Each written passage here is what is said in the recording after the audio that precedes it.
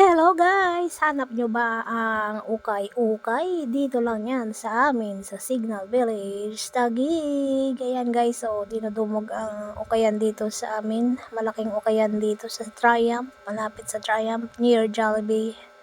Yan kahit new arrival sila ay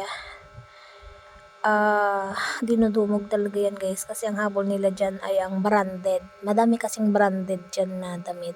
Tingnan nyo guys, kanya-kanyang pili yung mga tao dito.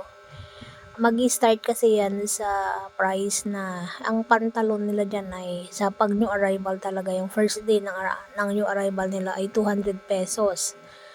Ayan, 200 pesos yung mga pants. Tapos ang mga dress ay 180. Tapos ang mga long sleeve nila ay 70 yata, 70 pesos, mga ganon ang rate. Tapos ang mga blouse at saka sando nila ay 50 pesos. Yun ang rate ng mga damit nila dyan pag new arrival. Tapos after ilang araw, bababa naman ang mga price nila.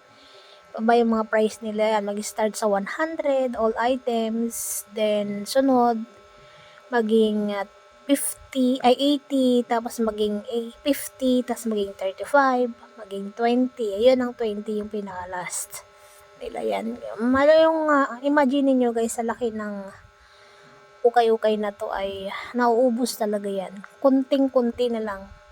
Halos lahat ay nauubos. Kunting-kunti na lang talaga natitira dyan. Imagine niyo yan sa lakas ng ukayan na to.